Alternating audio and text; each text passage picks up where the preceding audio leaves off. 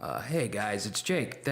First off, thank you for joining us for episode 5 of the Boozatory. That's cool of you to do. So I, again, just wanted to stop by and say thank you for listening so far, and just kind of drop some news about what's coming up with the show. We've got a ton of stuff we're going to be trying to implement in the next few weeks, and so the first thing that we're going to do is we're going to dial it back to only releasing an episode every other week. So every other Thursday, just for a little while until we've gotten everything kind of dialed in with all this new stuff we're trying to bring in.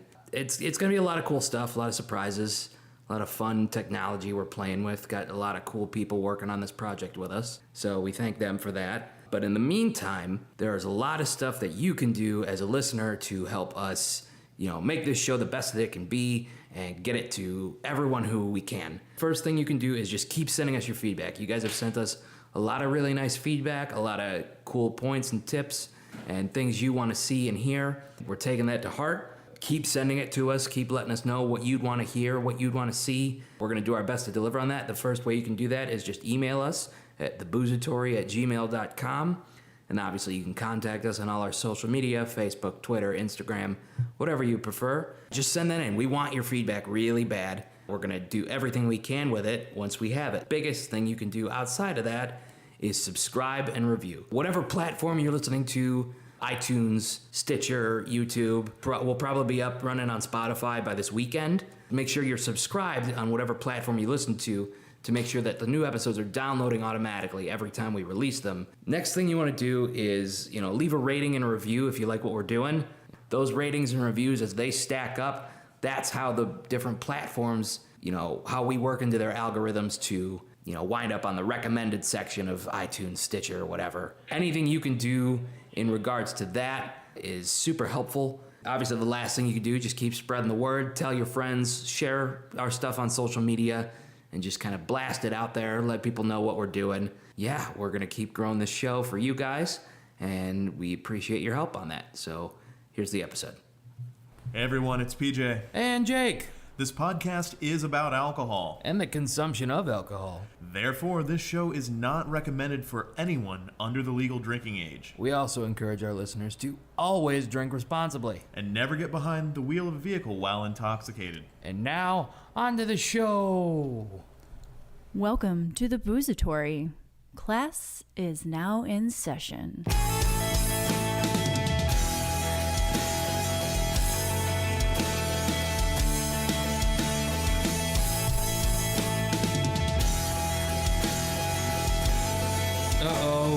We're back with another one. We did it again. Oh, Whoops. no. Whoopsie. Welcome to the Boozatory. I'm Jake Brunig. Again. Sorry. Yeah, unfortunately. Come on. If anyone else is funny and wants to host a podcast about alcohol, let me know. And with me, as always, is the true star of this program, PJ Wagner. How's it going, Jake? Our resident bar industry expert. We'll talk about gin today. Yeah, we're gonna talk about gin. Hey, we got guests. Let's talk to them. I brought a wonderful guest. She's a producer of the Neapolitan at the Store in Lincoln Park, and she's also a new producer of Cupcake Comedy Cabaret at Gallery Cabaret over in Blocktown. Kendall Klitzke's here. Hi, Kendall. Oh, hey, how's it going? Good. So I've known you to drink gin since college. We go way back. We started comedy together. And you were always a gin person. Yes, forever. Yeah, I was like the only person in college drinking gin. Yeah, I remember we had that little bar in my apartment, and at one point a bottle of Beefeater showed up. It did not last long. No, I'm not wasteful. I never have been. You guys, it's great. Beefeater's a solid choice too. Mm-hmm. Beefeater is the gin that I keep in my house pretty often. I don't know how it got there. I just know it was gone before I could go, what's that? And it was like that. It was a fun time. And we have another guest who I go also way back with. That'll be our industry guest, PJ, if you don't mind. I will actually allow you to introduce our industry guest today, as you introduced me to her. She has become my favorite little Viking in the city, though. Yeah, this is Julia Suchecki. Suchecki now. Suchecki, okay. I mean, it was. I can do Polish words. Now, Julia and I go. I will say, at the point when I left Chicago to go to Nashville, all of my friends were, chase your dreams, good luck.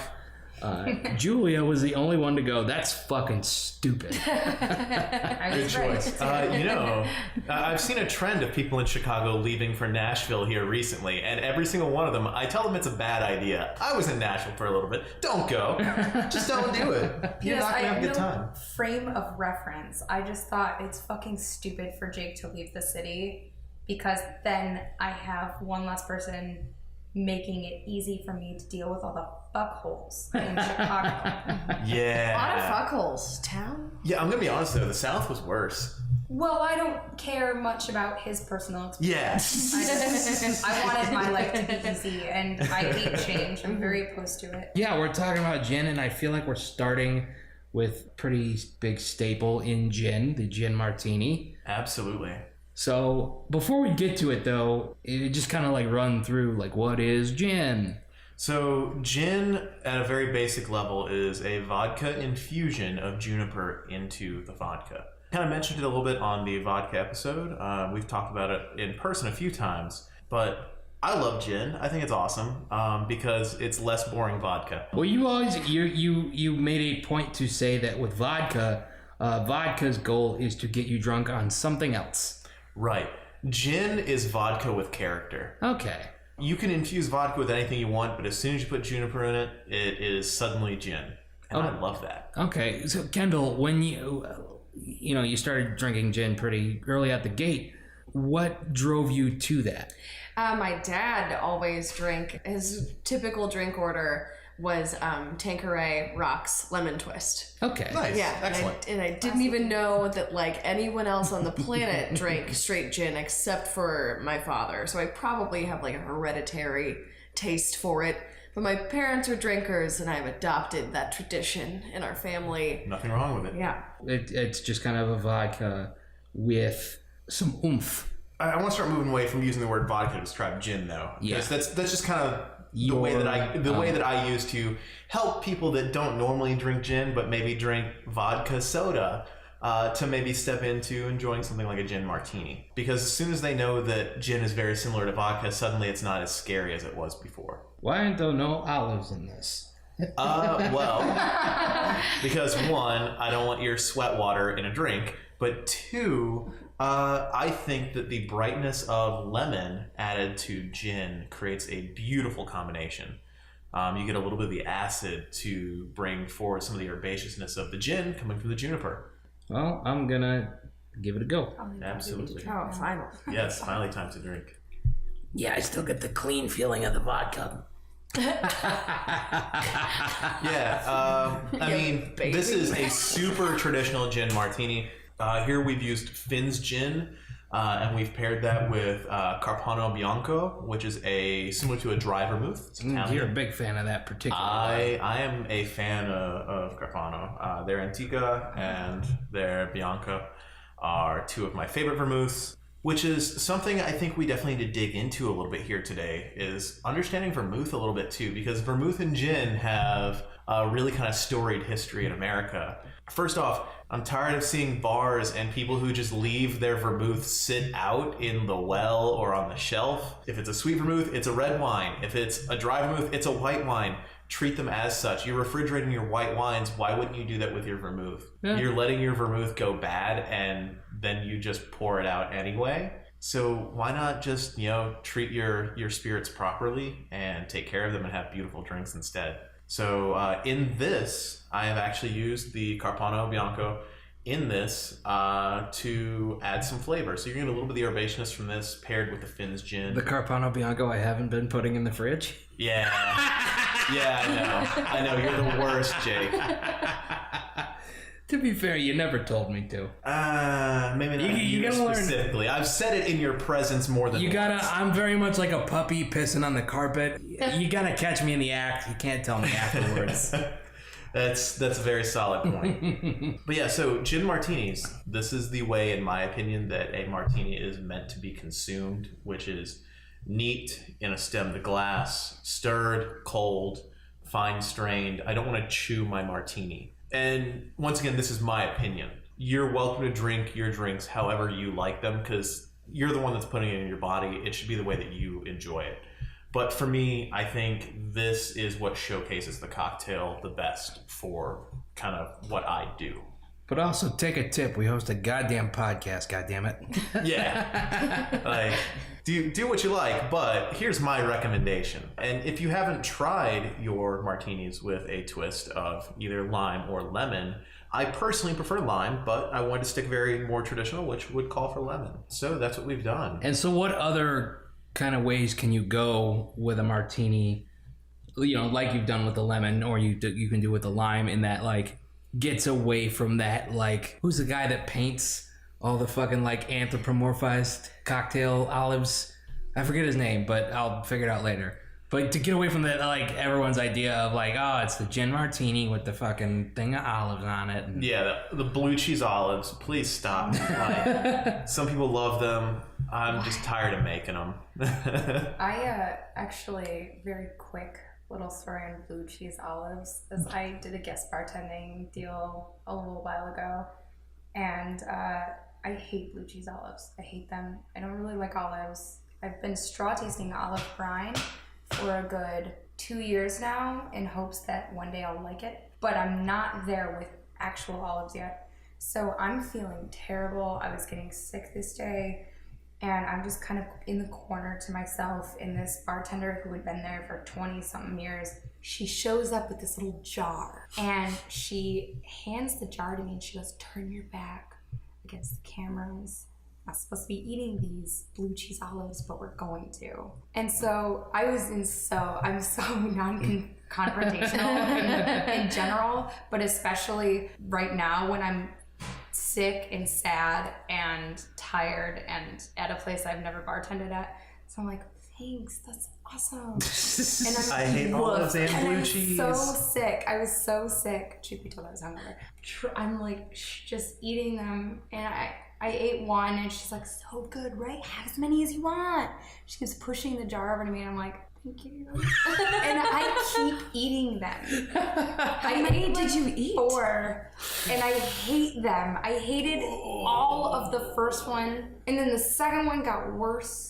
And it kept getting worse until finally I'm like, oh, my belly's full. 4 olives is all I can take for the day. Thank you so much, though. This was a lovely experience. I've never heard of anyone being that fucking stoked about olives. Yo, she was so, too. Yeah. She was like, this is exactly where your turns. They can't see that you're snacking on olives. It's like when you eat friends and you get a little stoned and you go through the fridge and it's like, oh, you know, we got some soda, some purple stuff.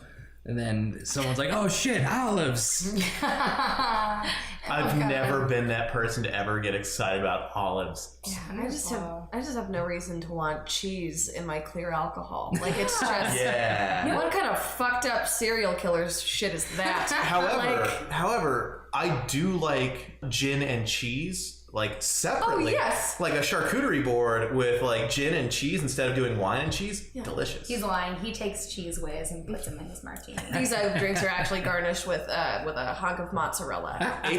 April Fool's Day. There is an infamous Facebook video bartender that does these ridiculous drinks. They're usually just all sugar, and they're very pretty, but it's all sugar and terrible. But he did one that was like a cheese whiz shot using olive juice, dry vermouth, and something else with cheese whiz. And like he garnished it with crushed hot Cheetos. So he made like a hot Cheetos rim for the shot glass. I'm actually on board now. Yeah. But a nice substitute to the olives in a martini is like when you get a Gibson, you get those little cocktail onions. Cocktail Yeah. onions. Mm-hmm. That is something that I will always get behind putting in any liquor whatsoever. Yeah, so Gibson, that's a cool thing to talk about because later on, I think both of us that are presenting cocktails for the podcast today have a take on a gimlet, which is a classic gin drink made with lime juice and a little bit of sugar. Well, the Gibson is something that came around kind of in the same vein of, hey, let's do more than just martinis. Let's add onions to gin. And it's very specifically cocktail onions. Now, I've only had a Gibson once in my life, and it was at a hotel bar where the bartender had been there for like 180 years. Yeah, it was very interesting. It wasn't bad. I don't know if for me it's something I would order again. But at that point in my life, I was still very young into bartending and was not like a gin person at that time. I was very much like hard stuck on, I like whiskey. That's who I am. I bartend in the South. I drink whiskey all day. So at what point do martinis venture away from gin? Like, first off, which came first between gin and vodka martinis? Gin. Gin? The Okay. gin martini was first. Okay. And then from there, people were like, I don't like gin. It tastes like Christmas trees. Fuck botanicals. Yeah. Yeah. Gin just has so many like beautiful expressions to it. You can find so many different gins with so many different flavors that are all wonderful in their own way. There's a lot of bad gin out there too. Like, don't get me wrong, there's a lot of like macro production gin that I do not find to be very good, but you can definitely find some nice stuff out there. People who drink vodka martinis are interesting to me because, like I said, colorless, odorless, flavorless, that's a vodka. You're really just stirring that with ice and adding some vermouth. So, I mean, if you really like vermouth, then I guess like a vodka martini. I mean, I would be a solid remember way to when go. we did have them, it was clean. Yeah. If that's your thing. It was so clean, you feel like you almost don't need to wash the glass after. Yeah. It's like there's a very like chemical property to it, whereas with like a gin martini, there's actually like a lot of like dimension to it, especially depending on like the spirit that is put in it. I don't know. I'm like my regular well drink. Like if I go to a bar, is a gin and soda with lemon, and that's like my Solid. preferred. And it's a weird order And you because were- every bartender will ask like, "Do you mean tonic?" And I'm like, "No, soda would Soda, be." because tonic is terrible for you. Yeah, is it quite? Yeah, it's super high in sugar, Yeah. even though it still tastes really bitter. I did it kind of as like a decreasing sugar or weight loss kind of a thing. It was like a cleaner beverage. Yeah, absolutely. Yeah, I don't know. It's clean, but with the flavor that was lacking in a vodka martini. There's character. Yeah. You know, I actually just had this conversation with one of my guests yesterday during the Cinco de Mayo Kentucky Derby party that we hosted. She sits down, she's with a group of 4 other people. There's a lady from Italy that's there with her, and then 2 of her business associates. They're all like stock traders. And one guy's drinking old fashions, one of them's drinking margaritas, one of them's drinking Peroni, which is a really nice Italian beer. And I asked her what she likes. She goes, well, I really like vodka soda. It's like, my first response to this is, and you always have to feel it out, but my first response to her was, why? And she was very confused that I asked this, because you can tell no one has ever asked her why she drinks what she drinks. And she goes, well, you know, that's just kind of been what I drank for the last 10 years or so. It's like, okay, well, maybe we can change that and give you something with a little more intrigue to it. Because, you know, vodka's meant to be colorless, odorless, flavorless. In my opinion, it's a little boring, and you're not a boring person. You have a story to tell. So let's see if we can come up with something a little more interesting Look at than you, you vodka soda silver-tongued for son you. of a bitch. I love the And- identity politics. Oh, that are absolutely. Associated with the vodka versus gin preference. It's Absolutely, absolutely. But also because I have gin mare on the shelf, which is like a $4 upcharge from a vodka soda. Okay. So I made her a take on an unusual mojito, which is a Hendrick's cocktail. Hendrick's gin is known for its very cucumber-forward taste. So I did like a cucumber mojito, but with gin, and strained it very neat, served it like a martini. And I didn't tell her what was in it. And she goes, you know, I really like this. What is this? Like, well, it's gin. And she goes, I haven't liked gin since college. And I only drank that because it was cheap. I was like, yeah, but this is good gin. And it made a difference. And so she drank gin cocktails the rest of the night. And she left incredibly happy. And they left me a $200 tip. Oh, fuck me, man. Yeah. And they told me they're coming back for a birthday party Monday morning when I'm going to be the only person running the restaurant. The things I would do for $200 right now. Jesus Christ. We had this talk in the car. Like, Yeah. do you remember the game when, like, is this more for a guy thing? But it's like the game when you were a little kid and your friends be like, how much would you suck a dick for? And you're like, not $1 trillion. And now I'm almost 27. And $20 is $20. people say, like, they're like, how much would you suck a dick for? I'm like, yeah, $8,000 would solve a lot of problems. Yeah. So Before we take a break to make the next drink, though, I want to say to Julia, like, what's your experience with gin in your bar? Your place is a little more upscale on the weekends, at least. It's upscale always, but just it seems less stiff weekdays. But so, what's your experience with gin in that bar? So for the most part, our bartenders make our cocktail list, and pretty much whoever manages our bar kind of lets us go rogue for a while and then reins us all in. So we were asked to submit our few cocktail builds, and no one really reined us in. So we had pretty much a full cocktail list of gin drinks. Yeah, that's... So I always run into that issue making cocktail menus because I'll get done with it and realize I have 4 or 5 gin cocktails and no vodka cocktails. Mm-hmm. I see that for this time. I feel like gin is springtime. Oh, absolutely. Because this is it's gin, tequila, white whiskey. what we're experiencing today, and this is going to be way in the future that this gets released. But this is spring weekend in Chicago. Come tomorrow, it's going to be summer. It is so beautiful outside right now. Yeah, it was summer 2 days ago. It was like 85 degrees. We don't get a spring here. we got a couple days of summer. Today is our spring, and then every other day is summer until it's dead winter. Yeah. Hey, but I'm glad we finally got past like January 80th. Yeah. No, we made That it. was nice, yeah. But anyway, so at this bar, we ended up having almost a full list, and it was supposed to come out a lot earlier, so it just ended up kind of being like a fall winter list of just gin cocktails. But like, luckily my bar, you walk in, you really can't see much outside, so people are like, I'm just gonna come in here and I'm gonna wide-eyed stare at nothing and pretend it is summer or spring.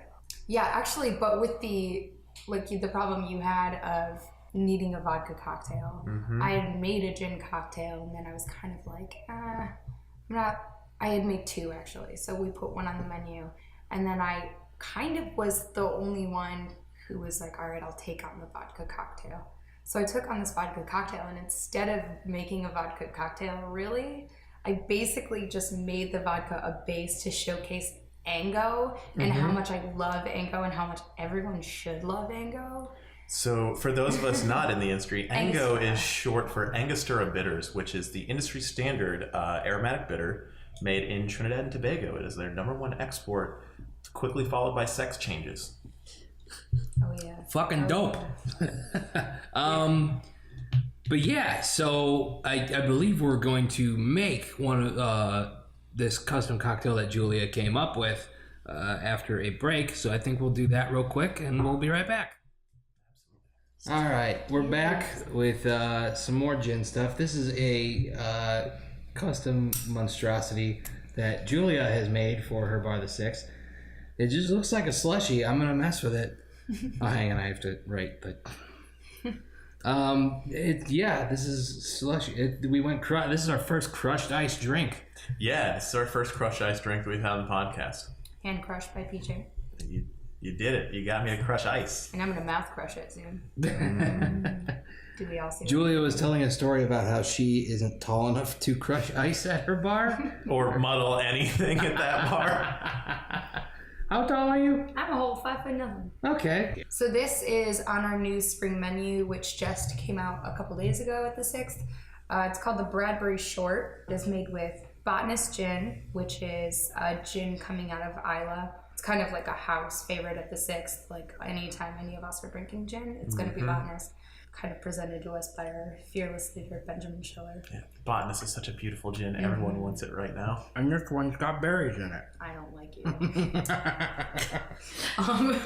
So this is the Bradbury Short. It's got Botanist Gin, a Pakistan rose petal and hibiscus simple syrup, some lemon, and Amaro Menino, with some muddled blackberries in the bottom and usually some mint, but I did not bring them. Am I not supposed to be fishing them out? Those are muddled though, so it's going to be pretty hard for you to fish out. I'm going to make it happen. I wish they'd have to look at this. That's just real gross. You're like face fucking a cocktail. Anyone? I want to call you an animal, but like animals have better drinking manners You're than that. refined. Yeah. Animal from the Muppets, maybe. Even so, I mean, he played drums, so he's got a level of like class that did not. Kendall, what are you thinking of this drink? Oh, I didn't know I was allowed to have it. I already. It's too pretty to drink. I was too busy being grossed out by you. What else is new? It's pink lemonade. Oh, that's delicious. Yeah, What? that's. It's really nice. I love how this has the berry notes, the hibiscus notes, and everything, but it's not hiding the gin. It's still gin forward. Yeah, no, I'm definitely picking up the gin on this one. So, like, when did hibiscus kind of become a flavor? Probably ancient China, Okay. or maybe like the Grecian or Romans would probably have used flowers. I've seen like documented like rose water being used all the way back to like Roman times. Okay. So people put flowers in drinks for a long time. Because we've talked about a lot of herbaceous spirits. Yeah. Alcohol's real old. Mm-hmm. And people have been bored with alcohol for a long time, so they've been putting other things in it. I couldn't really tell you when the like major usage of flowers and drinks came around. We're in right now this kind of beautiful cocktail renaissance, so you're definitely seeing a lot more of it now than you would have in the like 70s, 80s, 90s, early 2000s. But I can't guarantee that you didn't see things like this back in the early 20s and before. I mean, it's like creme de violette, which is used in another beautiful gin cocktail, the Aviation, is a liqueur made from violets. And people go, wait, you can make alcohol from a flower? It's like, you can make alcohol from anything that'll ferment. Okay. So we've kind of, made it pretty clear this is on a spring menu. Mm-hmm. What other flavors are you going to see in the springtime? All like That you might pair, I guess that you might pair with gin. citrus, 100%. Citrus. Okay. Like, citrus is the Citrus main and thing. flowers. So there's a lot of like elderflower, hibiscus, berries, citrus, stuff like that. A lot of spring menus have like muddled berries. A lot of spring menus have muddled berries. So just like something light. Yeah, the one thing that I think is most difficult, and I think you nailed it here with this, is using blackberry and citrus in a cocktail together with gin. Because in America, when we taste blackberries, we go, oh, Robitussin. Cough medicine is often flavored with blackberry and pomegranate. And the alcohol of cough medicine suddenly triggers that kind of mental note of, oh, I'm drinking cough syrup. Well, if you use cough syrup the way I used it when I was a kid, it's a great time. and so that's often a very difficult thing to do, is to use blackberry in cocktails, because a lot of people will go, oh, it tastes like cough syrup, which leads me to an interesting fact that I learned maybe like a few weeks ago, is that in Europe, their toothpaste is flavored with sarsaparilla, which we know as root beer. So when Europeans come to America, they hate root beer because it tastes like toothpaste to them. And it makes it makes me really upset, because I wish my toothpaste tasted like root beer, because one, I don't really like root beer, but two, because then maybe I would like, or more people would like mintier drinks, because they wouldn't associate minty clean with toothpaste. I feel like just drinking minty things though. My mom used to shop at this weird organic place, and they had these big water bottles of this like water with flavor essences. So it wasn't quite LaCroix. It was like... It's like LaCroix Light? Something like that. It was in these big bottles, and my mom would give me like spearmint flavored water. And drinking it was just so unpleasant, because it would like make your stomach feel really weird. And maybe that is because we use toothpaste that our bodies are just like, no, you're not supposed to be swallowing this. Yeah. But it was just always tasted good. But once I had to swallow it, I'm like, I don't want to do this. I don't want to do this. I don't want to do this. Oh. Yeah, you just wanted it as mouthwash.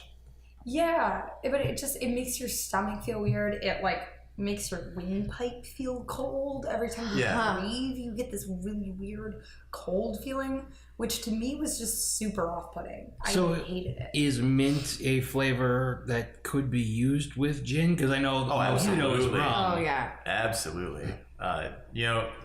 So I talk about it all the time, but the flavor wheel is very important. If you are in the restaurant industry, whether you're a cook or a bartender, I highly recommend buying the Flavor Bible and reading through that and like understanding the flavor wheel, because everything needs to either complement or contrast. Mint being an herb, juniper being an herb, those two things are complementary because they're both herbaceous. So mint and gin go very well together. You probably wouldn't want to use something like mint and salt, because that's going to pair really weird, because they're not completely contrasting, but they're also not complementary. They're somewhere in between, which creates a very negative flavor. So yeah, absolutely, mint and gin pair together very well. This drink actually at our bar is served with mint. I just didn't feel like coming down. No, because we've talked about how scarce mint can be at grocery stores and because of bars. What that leads to for people like me. Yeah. Is there anything that you like 100% of the time would never put into a gin cocktail? I don't think there's anything I wouldn't want to put in a gin cocktail. Caramel sauce. I'm gonna try it. So Just like when you said gin or mint and salt, I'm like, bitch, I'm gonna make a gin. I mean, you could do gin, mint, salt, and watermelon. You need something super citrusy, fruity, sweet to pair with the salt to create a complementary flavor. Like, you can do it, but I wouldn't put gin and salt in a glass and serve it to somebody. Can the next episode be me proving PJ wrong? I would love it. Unthinkable cocktails. Julia's mint and salt cocktail. And what did you say? It's literally just gin muddled with salt and mint. I'm not down for that because I'm gonna be the one that has to try all this shit. Yeah, she's No, I'm gonna prove him wrong as in I'm gonna make some bomb cocktails with if you do it, that would be awesome. Yeah, this isn't the elementary school lunch table where you just dump all of the leftovers into a glass and make someone drink it. Like, I think they've proved that they're experts. Yeah, don't get me wrong. Like, anything is possible, but there are certain challenges you can choose to avoid. Correct. There we go. Let's put it that way, because I'm sitting there like taking notes on what I'm gonna try and put in a cocktail. I'm just and saying, people buy it for $15 a piece. As a kid who played that game, it's not something I'm looking to go back. It just, I wouldn't put bone marrow in gin in a cocktail. Mustard and fruit by the foot are very colorful together. Mustard, another ingredient I wouldn't put in a cocktail with gin. Mustard, another ingredient I would never put in anything because I just don't like mustard. I mean, and I did paper. And I did cast like a pretty wide net with like never, because you could think of just about anything. Yeah. I was thinking more in terms of like what is an ingredient in the realm of like a typical bar setup. Yeah, lime juice, citrus and herbs. You've got fruit, herbs. So those are complementary ingredients. Then you have your savory, your bitters. I really like bitter in gin, but that's the bartender coming out in me. Like there's Amaro in this, which she's using to tone down the sweetness coming from the syrup. And I think that's what gives us a beautiful balance, because great cocktails are all about balance. You can have cocktails that are overly strong flavor in one way or another, but people are typically only going to drink one. True. If you want someone to order more than one drink, you need the cocktails to be very balanced, unless you just happen to hit that flavor they absolutely love. What would you say is like the weirdest thing you've seen go in a gin cocktail that worked? A toe. You want to elaborate on that, bud? Yeah. There's a place in Canada that serves shots of this alcohol, and it's a few different alcohols throughout the times, and one of them was gin at some point, where someone had a frostbitten toe that had been decapitated. I've heard of this. And so they pour it into the shot, and people do the shot, and apparently the toe has been stolen like 4 or 5 times. Why would people do that though? I mean, drink the toe gin. I mean, You're trying London toe gin. Yeah, there we go. But I mean, if you want to really put on a list of things that I wouldn't put in a gin cocktail, human body parts would be one of them. That's actually something you said. London is so. You would say gin has pretty strong ties to the UK. London. Yeah, London is synonymous with gin. Gin was for a long time the poor man's drink of England. Just because it's made there, it's just like mezcal in Mexico. See, and that's interesting because you come here and people order gin stuff, and you're like, okay, that's a little bit. They're a little fancier. Yeah. I mean, that's a change throughout time.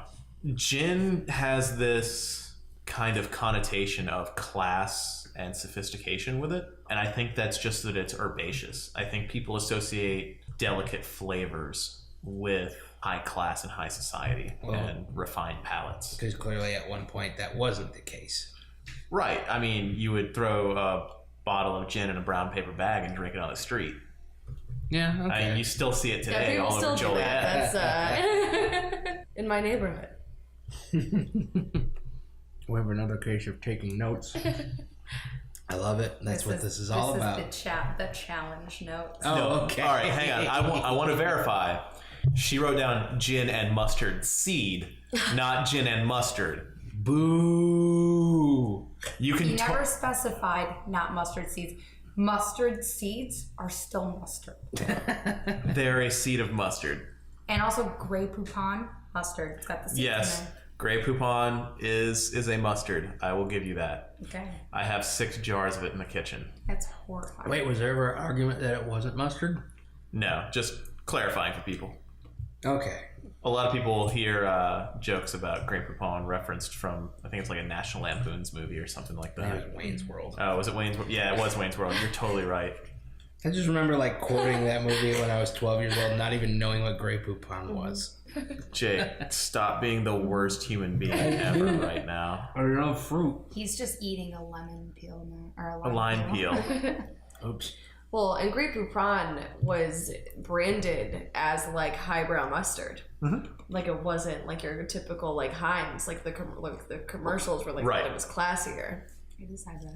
I mean, it is. Yeah, I think similarly to how like gin is branded now, and I think that like gin is just, I mean, it's such like a pliable spirit, and you can kind of create a lot of different things with it. So bartenders love it, and you were like inundated with really great cocktail spots like in the city of Chicago. Oh yeah. And so I think that like the atmosphere also plays a big part into why people like think of gin as like a classier spirit than like but then you have things vodka like or- the gin and juice. Yeah, exactly. Rapper's Delight, man. Exact 100%. It's weird that it was like rebranded by Oh, absolutely. It was 100% rebranded because gin and juice lost popularity in the late 90s to things like Patron, Hennessy, different beers, Crown Royal. Yeah, I mean, it's just marketing.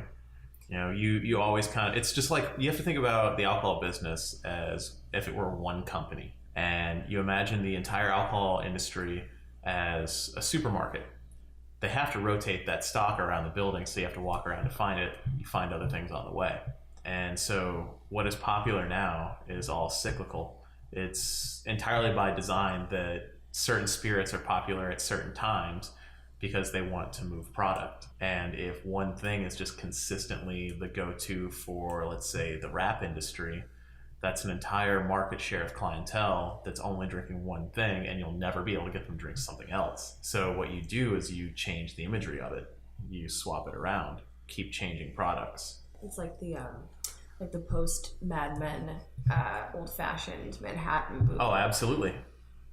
Like the power cocktails of the 50s versus like a lot of like throwback cocktails that you see now. I mean, everything is like really heavily Prohibition era or 20s inspired, and it's really interesting. And here I was in college just pouring myself a pint glass of Jameson and calling it a "Don't Tell Me My Business." I mean, you're not wrong. That's an accurate name for that glass.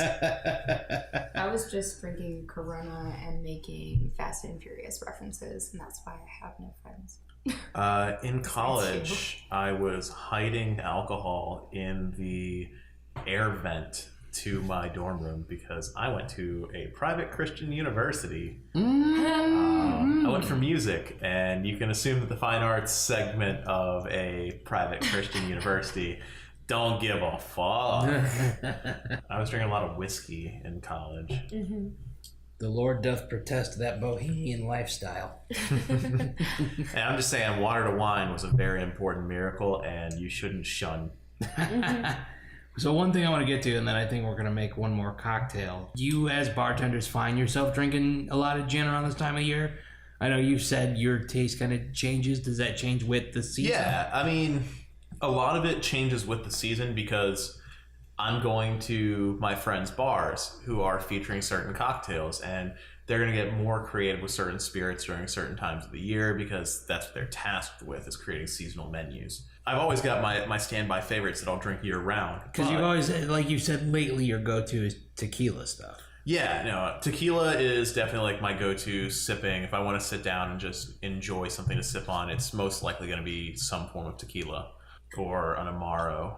As far as I'm going to order a cocktail in the spring or summer, it's going to be either tequila or gin. In the winter, you'll see me drinking a lot more whiskeys, a lot more darker rums, things like that.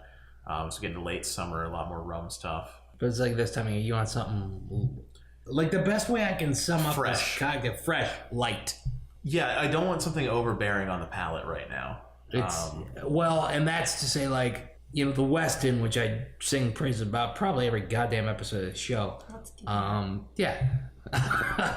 It's great, but I will say, and this is something that actually your dad mentioned when I took you guys there, it's a rich cocktail. Yeah, it's a very rich, very indulgent cocktail. It thick with 2 C's, as the kids would say. Yeah, absolutely. And that's something that we kind of get to talk about a little bit in our tequila episode, is the importance of dry finish cocktails versus indulgent cocktails. And I kind of hinted at that before, is that like when something is very indulgent, when something is very like strong in a flavor in one direction, you sit down and you enjoy it and you think it's amazing, but you may not want to order a second one because you're satisfied by the end of it. I do. It doesn't leave. Yeah. No, don't get me wrong. That's just because I'm a psychopath. Yeah, I'm ordering 2 or 3 of them, but for the average consumer, that drink in itself is a complete experience. Mm-hmm. And often if you have that, you're probably going to want to experience something else either before or after it. So generally gin cocktails are going to lean towards the dry. They can. Gin itself can leave you, definitely, because it's herbaceous, it's going to leave you a little bit in a drier realm of things, but okay. It can all be changed by the other ingredients. For instance, this has Amaro in it, which is rounding that dry finish back out to something a little bit more rounded, especially with the syrups. Because I know in the experiences of just like you taking me to Billy Sunday, for instance, which is just an Amaro bar. Right, but they have probably one of the best cocktail programs in the nation. Yeah. And speaking of herbs, like their botany program is incredible. So botany is a word that got thrown around a lot this episode. So what importance does that play, is I guess in bartending as a whole, and then why it's specifically being brought up on the gin episode? Gin is just, like he said, vodka infused with a medley of botanicals.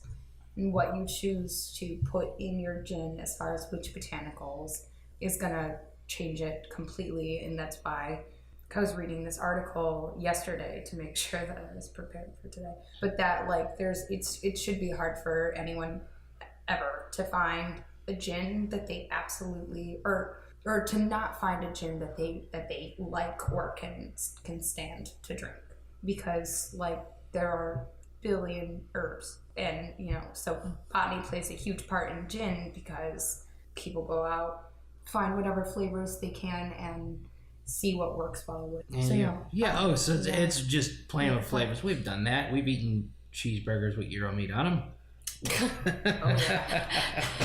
If you'll eat a cheeseburger with Euro meat on it, you can get on board with a gin cocktail. And another blackberry for me. And on that note, I think we're going to take another break to make our final cocktail. We'll hear a drunk story from Kendall, and we'll see you guys after the break. Yeah. All right. Not a good place for a night. That is the intro to this segment. That's from someone who does not have a human pocket. Just The old knife in the cooter trick. We know how it goes. Yay! Round 3. Now we have moved on to PJ's custom cocktail for the spring for the menu at his establishment. Go ahead, fill us in, bud. All right, so this is my cucumber hibiscus gimlet. So for this, I'm using Finn's gin, a little bit of Saint Germain elderflower, a cucumber lime syrup that I've made, and then a hibiscus shrub from 1821 Bitters in Palms Market, Atlanta. So like I said, this is based on a gimlet, which is sugar, lime, and gin. So a gimlet is the daiquiri of gin. Yeah, absolutely. Okay. Good job on the memory there. See, I'm fucking... You're learning. Look at me We've done learning. it. I fucking did it. It's working. Yeah.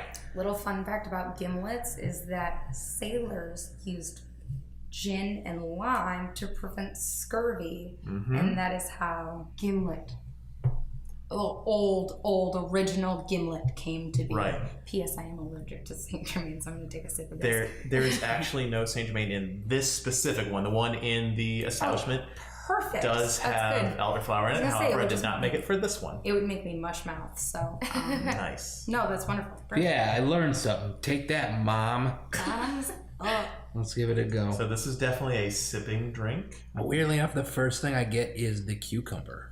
And I wouldn't guess that by the color. Absolutely. So the color is definitely coming from the hibiscus shrub. A shrub, for those of us who are not in the bar industry, is just simply a vinegar suspension of something else.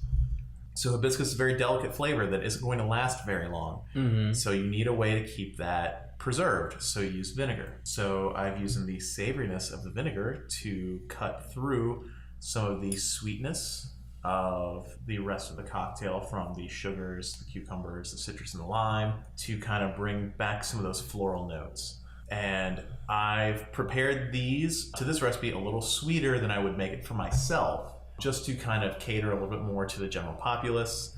I like very tart things. The first draft of this cocktail was incredibly tart and had almost no sugar in it. And I thought it was delicious, and everyone else gave me lemon face, so... Yeah. Hey, you know what I want to do with this cocktail? Only because we have only have so many more chances to do it. Because big news for the podcast. By the time you're hearing this episode, PJ and I will be living together.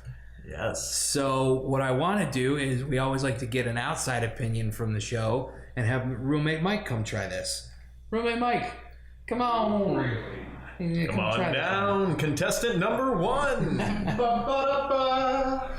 All right, give this a go. He just downs That it is in a- one go. Oh, it smells delicious. Yeah. Holy cow. That's incredible. what You are you really do feeling? taste the cucumber right on the Yeah. right on the front of that. It's got, hang on, one more. Yeah, go for it. I'm just going to drink the whole thing. Go for it, man. I was hoping I you got would stuff do to that do. right now. It's like the cucumber first and then you catch the hibiscus. It doesn't, there's not a lot of, like you taste the gin, but it doesn't feel like you're drinking gin. Right. It doesn't So- feel like you're drinking at all. So much like I mentioned earlier, it's very difficult for me to create vodka cocktails because I'm just like, man, this vodka cocktail would be so much better with gin. So what I do is I make gin cocktails and give people a vodka option. Yeah. So this is my vodka option cocktail. It's listed as gin on the menu with the option of vodka. Okay. What is it about these cocktails where you're just always going gin first? Is it just the extra flavor? Yeah, basically. Oh, okay. Gin is also a spirit that was made, it wasn't Yeah. made to be drank alone. A lot of other cocktail or spirits are very good on, On their own. rocks or meat or like heated or whatever. But yeah, gin is meant to be nice. Wait, which ones are good heated? Not Whiskey, like yeah. hot toddies. Okay. But like I'm thinking more of like a liqueur. Like Yeah. a lot of people will have a warm, neat pour of Grand Marnier. Yeah, absolutely. You Oh, can do yes. like a flambéed Grand Marnier, which will help to caramelize the sugars and bring out a lot of the flavor. So yeah, so gin is not really to be, and I say that after this weekend making a shot special in our Tower of the Sixth with gin in it. So it was just like that's gin, right, you but it guys had a got little that. bit of pamplemousse liqueur in there to make it My favorite LaCroix. Pamplemousse LaCroix pairs very well with the spirit we mentioned in every episode and haven't yet today, Malort. Oh, fuck yeah. Well, Malort is Give 'em already that. grapefruit. Yeah, You know? yeah. It's a good. Pamplemousse and Malort. Yep. I'm that rolling best- with it. Pamplemousse LaCroix also pairs really well with the $6 jug of rosé that I buy at Walgreens all the time. I need it cut so I don't go into a sugar coma right away. Dimitri vodka, not bad. Not a bad. No. All LaCroix is good at diffusing really shitty vodka. Yeah. Speaking of that particular spirit, from as another Chicago bartender, what else do you think pairs well with Malort, Julia? 20 years of cigars, I guess. Self-loathing. If you could put 20 years of cigar butts into one big rolled cigar, and then I could be making $1 million that day, I would drink Malort neat, yeah. But like, You guys are no fucking fun. otherwise, Malort's just kind of poopy butthole. For those of you listening who are as heartbroken as I am, we will one day have an episode where Malort is discussed in a Yeah, positive light. we will do a Malort episode, and I promise I will make Malort cocktails. I could actually refer you to somebody that would want to talk about that. I will stay home and I've got a handful of not do people. that. There is a long list of people who want to talk about Malort. One of the bartenders at the Sixth, he actually has made this cocktail with Malort that is palatable. And that's There's actually a couple bars that. now across the city that have Malort on draft. I fuck with that, They yeah. have kegs of Malort. So Kendall, how you feeling with this? You get to eat the cucumber, even though I got yelled at for eating the fucking fruit in the last one. No, Well, you're 'cause you're I- absolutely welcome. you to eat got this. yelled at for slurping the fruit in the last one. Did it without sucking it down straight from the glass. Yeah. You were going down on the fruit in the Right. glass. It was very. And your technique was very poor. I mean, it was still very erotic. Like, I mean, Don't get me wrong, it was bad, but hey, some people got turned on. 100% of us are rock hard, maybe, but like, no, doesn't mean you should do it. half chub. Half. Okay, so if But that half is rock hard. So now my question is, like, when I'm at the Sixth on a date, yes, no, do that? Yeah, I can make you a Malort cocktail. No, No, the slurping. Berry slurping. Oh, do that. Do that. 100%. Are they from a country where slurping is considered polite? Is Jake? No. Yes. Are they deaf and can't hear you do it? Do they hate themselves? In this particular case, maybe lot. to an extent. Are they aware that they're on a date with you? I hope. Hey, you never know. You never know. I would like to make sure that's the case. Have them sign a form. Surprise dates are never fun, Yeah. I would You say. get halfway through and you're like, yeah, so this date's going pretty well. And they're like, wait, this is the date? What? I've never known that I was on a date until I've like gone home with someone. So Okay. and that's Yeah. when you find out. You're like, Why oh, is was a this date. in this? Oh, that was a date, wasn't it? It was a date. Cool. Yes. cool. Yeah. And has that been a generally positive experiance? I mean, yeah. Generally speaking. I think we're all pretty sex positive here. Yeah. Like, No, not me. very sex negative. That's yucca. She's I very really, much into just the most depressing sex you can ever imagine. If there I aren't just like tears long involved. Gazes. Oh, wow. I really get off on them. Oh, okay. Okay. So yeah, we all talked about how you get a ton of cucumber forward in this. I would like to ask you to all remove the garnish from the glass and try it again. Easy. It's less so. I'm still getting it. Oh no, it's definitely still there. Yeah. I mean, there's half a cucumber muddled into Yeah. split across these 4 cocktails. Yeah. Eat all this cucumber skin. It's delicious. You just ate the skin? Just needed a snack, I guess. Hey, you know. However, This podcast has done a lot of tribute to things that you cannot see as a listener. Just that's why pointing you that should out there. follow the Instagram Yeah, so that you follow can us see on- all of the visual components. You can follow us at the Boozatory. Yeah, just look for the logo, pictures of my dumb face in there somewhere. I mean, truthfully, I don't know if you want to check it out because there's a lot of things that I can't unsee from this episode. Mostly my face. At least half of the things, yeah. You know, If people need any motivation, if they ever let me back on this podcast, we are going to be bringing my 2.5-pound Chihuahua, and she will be in all of the photographs. Yes. Yeah, Panda will make an appearance at some point. We're going to even let her get drunk on the alcohol. I'm not going to do that. I am very, very anti. Yeah, I mean, you're going to. PSA, do not give your dogs Alcohol. No It is- dogs were served unless they were over 21 on this episode. To be fair, you are going to appear just because, like, I need you in that. A bartender wing woman is quite the asset. Absolutely. Yeah. Yeah, like it's the 6th is like I haven't been on a date since I've moved back, and maybe that's on me. Yeah, it is. It is on me. It's 100% on me. But when I do get one, I'm gonna go there, just because it's the right kind of place for that. Also, I mean- I'll pretend to not know you, and I'll just be highly impressed by everything you say. Also, make it a second date because you never want to spoil a place that you love with a bad first. Oh, no, you can have a million bad firsts at my bar. I don't even care. Unless they're like... Unless they make a scene, then you're out. Exactly. On average, how many bad dates do you see a week? So bad. Yeah. So many. We actually had a... What's the worst one you've seen? Oh, the worst one I've ever seen. So this one was the worst for a multitude of reasons.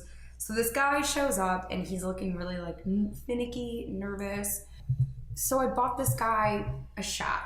And I asked him, I'm like, what's going on? How, you waiting for someone? He said that he's on he's going on a first date. I can't remember if it was a blind date or like a Tinder date or something. He's going on a date and he was really early. So I give him a shot, just loosen the dude up. His date shows up a while later. She was so, like, right off the bat, like, stuck up, snobby, shitty.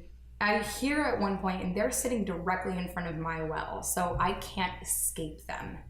Not that I wanted to, because at a certain point in the night, everyone in the bar was invested in this first date and knowing how it was going. We had tables asking the server to ask me how it was going. Oh, so everyone was in on it. Everyone knew somehow. And it was a slow day, not that This slow. guy was the mayor of the 6th for a night. So he's Which this is date what is kind of going just downhill from the get-go.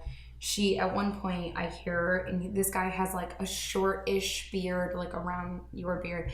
She just at one point goes, yeah, I hate beards. Like, they're disgusting. They look gross. They smell gross. I'm like, Who have you been seeing? oh God. So I'm making shaking a cocktail at that point, and I'm just trying so hard to keep my face just blank, like didn't hear that. She isn't being that mean. It's fine. Eventually, he's basically like, okay, so let's call it a night. And she's like, okay, so all right, I guess maybe I'll get like an Uber. Like, how are you getting home? And he just gives her this awkward, uncomfortable look, and she goes, I'm not leaving. She goes, you're staying here, and I'm supposed to leave. Isn't that how it's going? And he just goes, yeah, I was considering staying here for a little bit.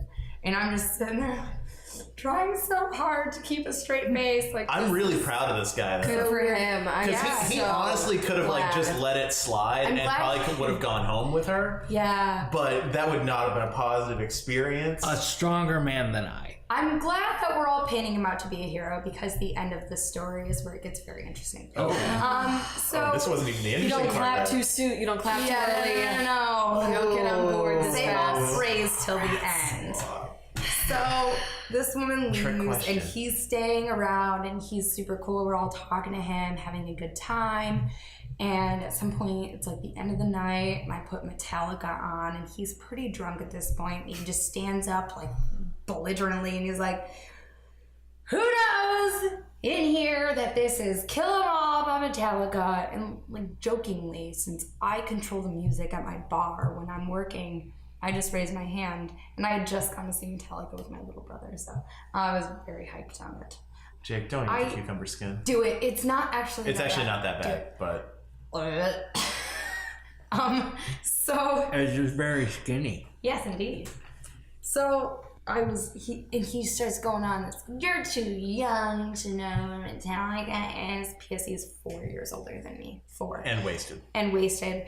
And he like kind of hints to, and we were, getting chummy for the whole night, and I was talking about my fiance all the time, wearing my engagement ring. So toward the end, we had already called last call. I started like breaking down my ice and like cleaning up my well, and he like leans in, and this was right after the Metallica thing, and he goes, "Can I make a request?" And I'm like, "Yeah, buddy, what do you want to hear?" And he goes, "Not that kind of request."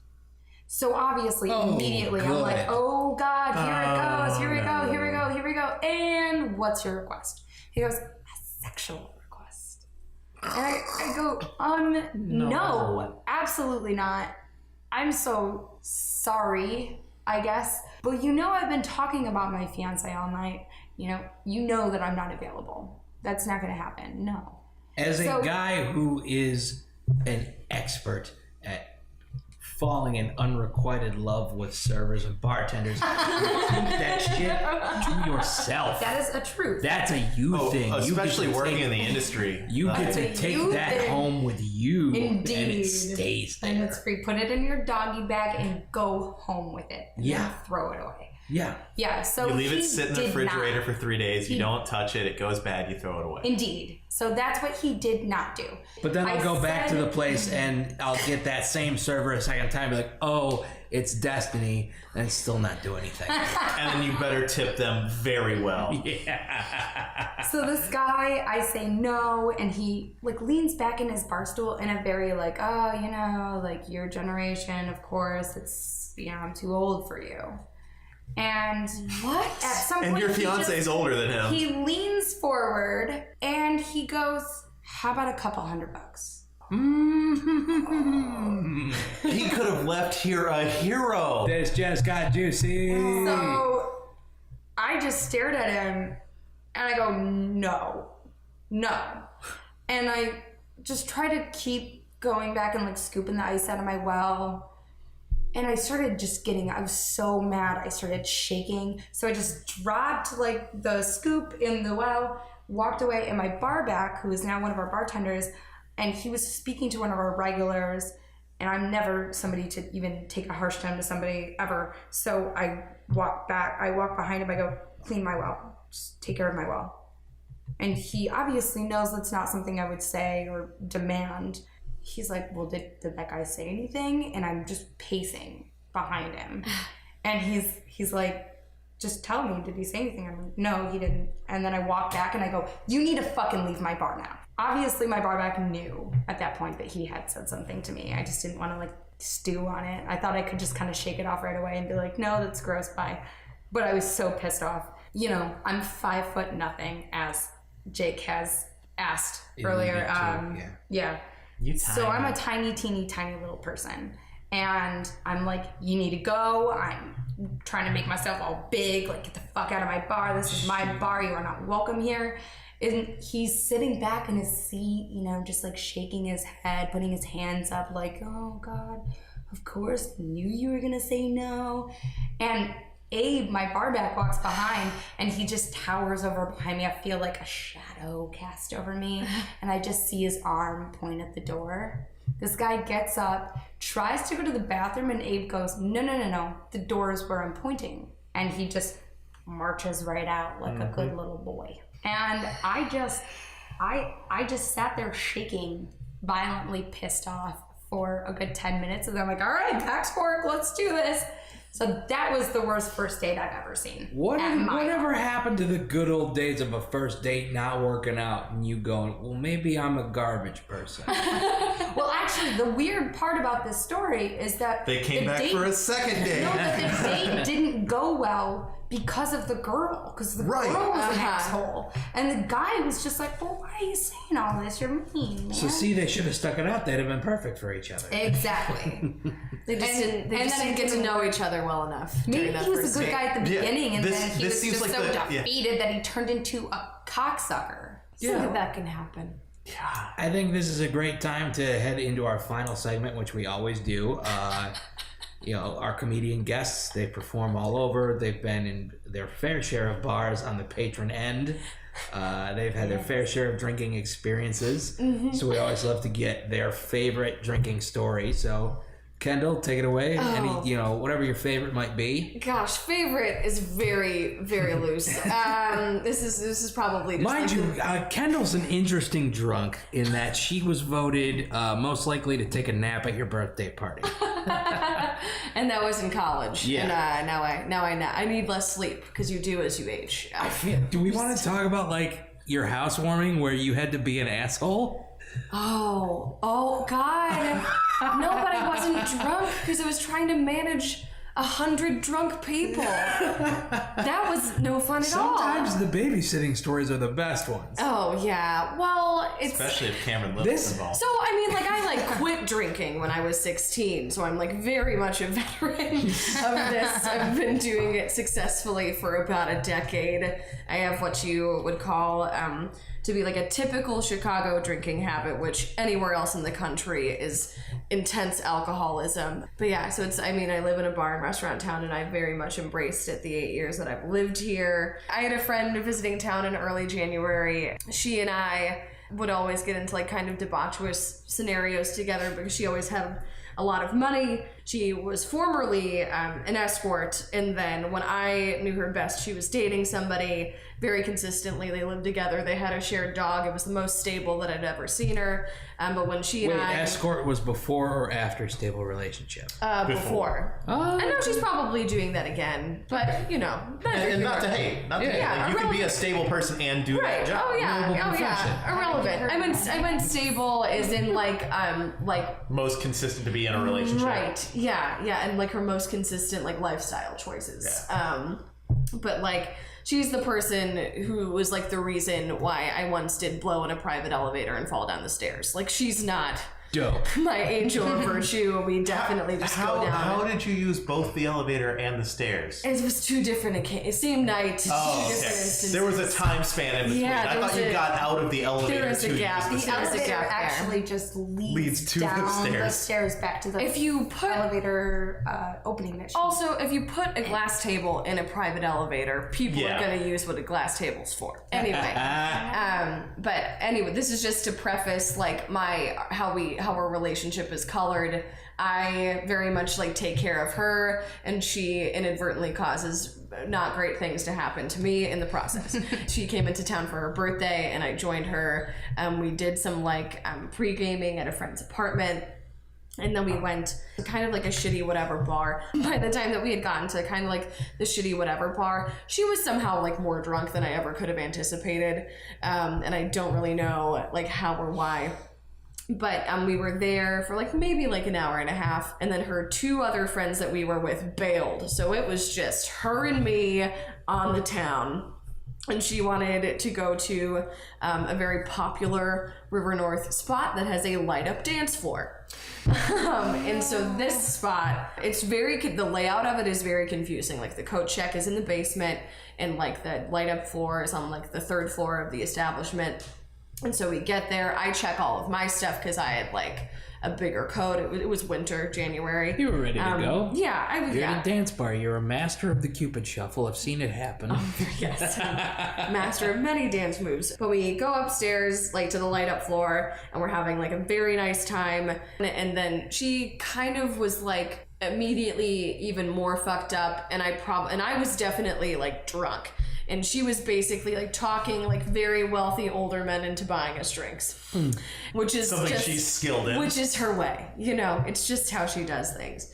And I think at one point I decided to leave. The reasons why a lot of these details are a little fuzzy is about to come. So I think I decided to leave, and I know that I was not super fucked up or blacked out because I was able to find the coat check again. Oh, perfect. Which was in the basement. And I not on the had third all of floor. my things with me when I stepped outside of the bar, slipped on ice, slammed my face into the sidewalk, and ended up being brought in a cab to the emergency room by two strange ladies. And I pieced that together because I vaguely remember it. And I woke up with a business card in my purse. So I end up in the emergency room. What was the business? Real estate, probably. They were from Florida. I'm the reason why they'll never come back to Chicago. And I'm at the emergency room, and I guess I made them call. I made them call my boyfriend.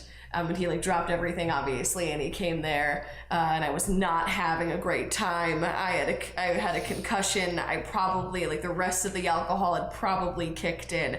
I definitely tried to wheel my wheelchair over to other people in wheelchairs because they seemed lonely. That was a fun detail that he told me. I was, and we were waiting to be seen by a doctor, and in the emergency room, I just kept on wanting to sing because I wanted to bring joy to the people. And that's and I'm sure you did. So I just had a severe concussion. We finally get brought back. We're seen by a doctor. I fractured a bone in my face, and so I went in for a CT scan, and then I had to go in for another one to make sure, to see how broken my face was. And it was fine, and I didn't need surgery, and it was great. But we were in the emergency room for at least 12 hours. The next day, I was supposed to go to my cousin's baby shower. Oh no. So that night, Scott had to call not just my parents, but my grandparents, who were going to pick me up for this baby shower, and tell them that I hurt my face and I was in the emergency room, which was not fucking fun at all. But I did. I fractured a bone in my face, and for about a month after that, I think something about the concussion that I sustained affected my brain, because I did not get headaches or hangovers for at least 2 months after this fall. I'm calling that a win. Yeah, but that's not the lesson the universe is supposed to teach you from an alcohol-related fall. So PJ, Jake, and I are going to be right back. We're going to go break our faces really quick. So we never have to deal with the consequences of our turtle. I've actually never had a hangover, so have fun. Oh. Fuck. Yeah. Fuck, Ari. Why are you running a booze podcast? All right, Jake, I am now going to be your partner on Boozatory, and I'm just going to go ahead and, with no power at all, kick PJ off because he doesn't really know drinking. But moral of the story, I was drunk, but I was not drunk enough for what happened. It was mostly the concussion, mom and dad. And now I just have a little itty-bitty scar by my eye.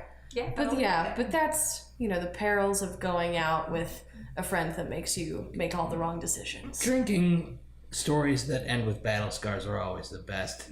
That was a great way to top this off. I want to thank you, Kendall, for joining me. I'm so glad I was able to have you. Thank you so much. I love gin. We started comedy together, so it was inevitable that I would have you here, and I'm very glad it worked out. And thank you, Julia, for coming along. Absolutely. Kendall, where can we find you on social media? I am at Kendall Klitzke on everything. That's KENDALL KLITZKE. It's a favorite last name in the comedy scene. Yeah. I really like that one. Thank you. It's real. Genital winter sports. Yes. But I think that's going to do it. So thank you for joining us. We'll see you next time.